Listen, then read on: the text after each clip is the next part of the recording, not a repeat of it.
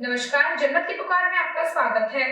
केंद्रीय गृह राज्य मंत्री नित्यानंद राय ने कहा कि ब्रावो फार्मा के सीएमडी राकेश पांडे ने बड़ा ही नेक कार्य किया है।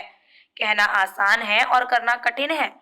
बिहार कठिनाइयों से भरा है, नौजवानों को रोजगार मिले, इस दिशा में राकेश पांडे ने शानदार प्रयास किया है। उनका दृष्टिकोण पवित्र है और यह दिखाता है कि वह नौजवानों को रोजगार से जोड़ने की दिशा में कितना दृढ़ संकल्पित है। पीएम मोदी के विचारों को आत्मसात कर सूबे में ब्रावो फार्मा की नई इकाई स्थापित करने की दिशा में उनका प्रयास मील का पत्थर साबित होगा। शनिवार को सर्वोत्तर NH 28 पर ब्रावो फार्मा की नई इकाई के शिलान्यास समारोह को संबोधित कर रहे थे। उन्होंने कहा कि यहां पर कैंसर, हेपेटाइटिस बी आदि बीमारियों पर रिसर्च होगी। प्रतिदिन 15 लाख कैप्सूल तैयार होंगे। करीब 300 लोगों को रोजगार मिलेगा। पलायन रोकने में यह इकाई काफी मददगार साबित होगी। उन्होंने संबोधन में यह भी कहा कि राकेश पांडे, आप उद्योग लगाए, हम सहयोग करेंगे। इस कड़ी में उन्होंने केंद्र की भाजपा सरकार की उपलब्धियों को गिनाया, साथ ही सूबे की महागठबंधन की सरकार को निशाने पर भी लिया। MLC सचिदानंद राय ने ब्रावो फार्मा के CMD राकेश पांडे के प्रयासों की सराहना की और बधाई दी। ब्रावो फार्मा के CMD राकेश पांडे ने कहा कि रोजगार सृजन करना है तो उद्योग लगाना जरूरी है। हमारा कर्तव्य है कि उद्योग लगाना, इससे बेरोजगारों को रोजगार मिलेगा, पलायन भी रुकेगा। कार्य में काफी बाधाएं आई, चुनौतियों का सामना करना पड़ा, लेकिन यहाँ पर उद्योग लगाने की दिशा में सफलता हासिल कर ली। बिहार में पलायन बड़ी समस्या है। हमारी शुरू से कोशिश रही है कि पलायन को रोका जाए। हमने इस दिशा में कई अभियान भी पूर्व में चलाए। शिक्षा, स्वास्थ्य आदि क्षेत्रों में अभियान चलाया गया। बड़ी संख्या में युवाओं को रोजगार से जोड़ा गया। इसमें वह युवा भी शामिल है जो दूसरे राज्यों में आजीविका के साथ साधन के लिए मशक्कत कर रहे थे। उन्होंने कहा कि ब्रावो फार्मा की इस इकाई में कैंसर, हेपेटाइटिस आदि बीमारियों पर रिसर्च की जाएगी और दवा तैयार की जाएगी। मौके पर MLC जीवन कुमार, अधिवक्ता पटना उच्च न्यायालय नरेश दीक्षित, अरेराज सोमेश्वर नाथ महादेव मंदिर के महंत स्वामी रविशंकर गिरी, मनोज जायसवाल, बलराम मंडल, श्रीकांत पांडे, धर्मेंद्र सिंह, अमित चंद्रा, चंद्रेश्वर सिंह, माधुरी देवी, राधाकांत तिवारी, नीरज तिवारी, शैलेंद्र मिश्र बाबा, संजीव कुमार, विकास कुमार मिश्रा, सौरभ तिवारी, धीरज श्रीवास्तव, पंकज तिवारी आदि उपस्थित थे। वहीं इसके पूर्व वैदिक मंत्रोच्चार के बीच ब्रावो फार्मा की नई इकाई का शिलान्यास हुआ। इस मौके पर केंद्रीय गृह राज्य मंत्री नित्यानंद राय, ब्रावो फार्मा के CMD राकेश पांडे के अलावा बड़ी संख्या में प्रबुद्ध वर्ग के लोग मौजूद थे।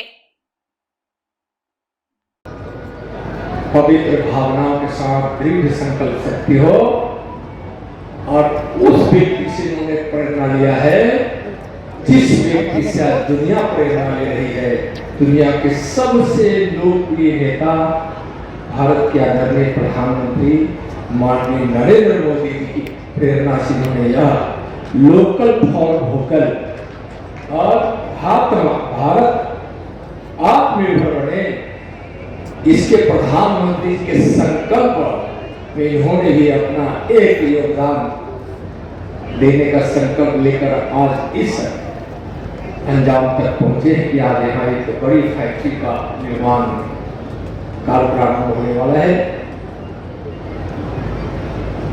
प्रथम चरण में 300 से ज्यादा लोगों को रोजगार मिलेगा। आगे इसके विस्तार की योजना है। दवाइयां वैसी बनाएंगे जो असाध्य रोग, कैंसर का भी इलाज इससे होगा, हेपेटाइटिस की भी उसी से इलाज, उसी दवाइयों से होना है, उसी प्रकार की दवाइयों से जो होता है उसी प्रकार की दवाइयां बनेगी। चाइल्ड केयर की दवाइयां यहाँ बनेगी और सभी इनके उत्पादन बहुत ही महत्वपूर्ण है। 15 लाख प्रत्येक दिन टैबलेट और कैप्सूल का निर्माण एक बड़ी क्षमता है। बिहार के हिसाब से देखें तो यह एक बड़ा उद्योग है। बिहार जहां अगर किसी को कोई उद्योग लगाने के लिए आग्रह करे तो दुनिया भर के लोगों से पूछता है, बिहार जम्मू के नहीं जाता। यहाँ की स्थिति ठीक नहीं है, विधि व्यवस्था ठीक नहीं है, इंफ्रास्ट्रक्चर ठीक नहीं है, सरकार का विचार संकल्प ठीक नहीं है और उनके अनुयायियों का भी विचार ठीक नहीं है। बगहा बिल के मालिक से सरकार के लोगों के द्वारा, उनके कार्यकर्ताओं के द्वारा जो महागठबंधन की सरकार है, जब रंगदारी के लिए वहां जाता है, कहता है कि मैं गरीबों को दे दूंगा लेकिन किसी रंगदार को रंगदारी नहीं दूंगा। शायद यही संकल्प राकेश पांडे जी का भी होगा।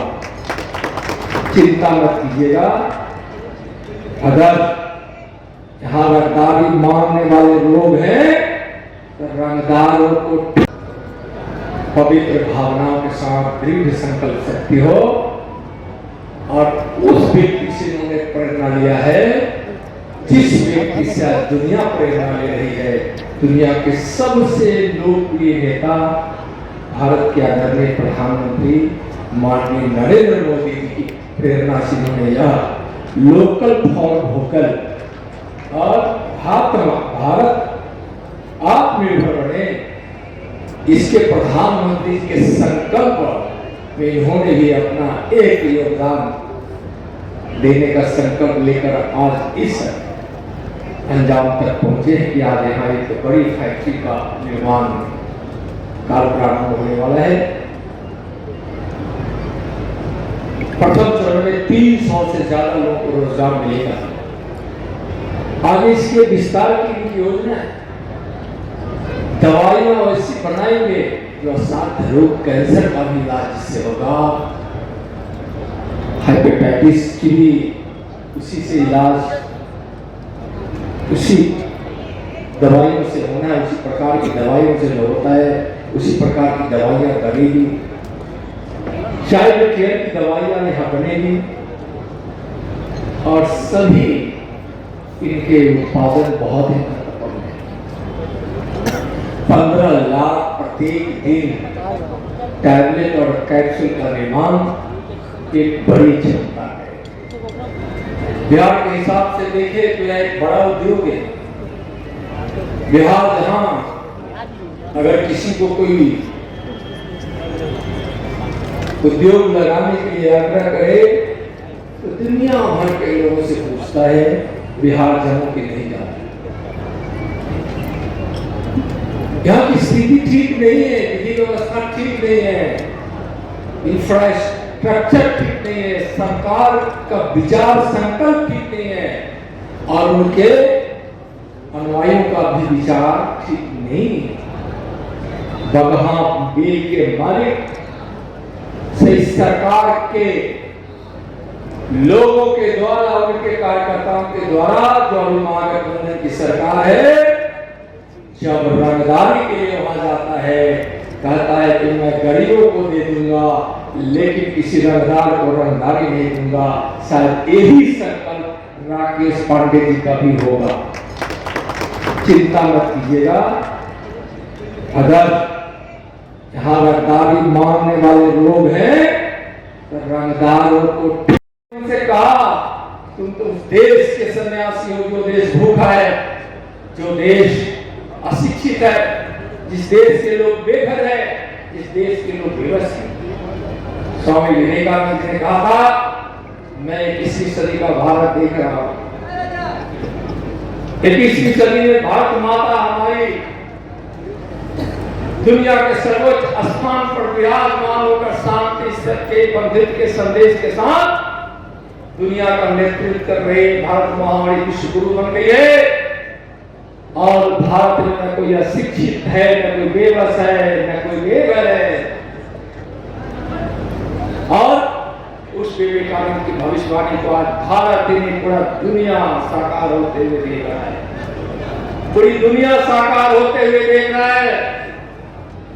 इस भविष्यवाणी को करने वाले स्वामी विवेकानंद का नाम जो बचपन में था, उनका क्या नाम था आप सब जानते हैं, नरेंद्र नरेंद्र नरेंद्र। और आज दुनिया के सबसे बड़े लोकप्रिय नेता, सर्वप्रिय नेता, भारत के गरीबों के मसीहा, भारत के जन जन के नेता किसानों के चहेता, माँ बहनों के सम्मान देने वाला एक ऐसा व्यक्ति जो आज भारत के प्रधानमंत्री के रूप में है, आज जो मजदूरों का भी मसीहा है, सबका मसीहा, सबकी चिंता करने वाला है, उस व्यक्ति का भी नाम नरेंद्र है।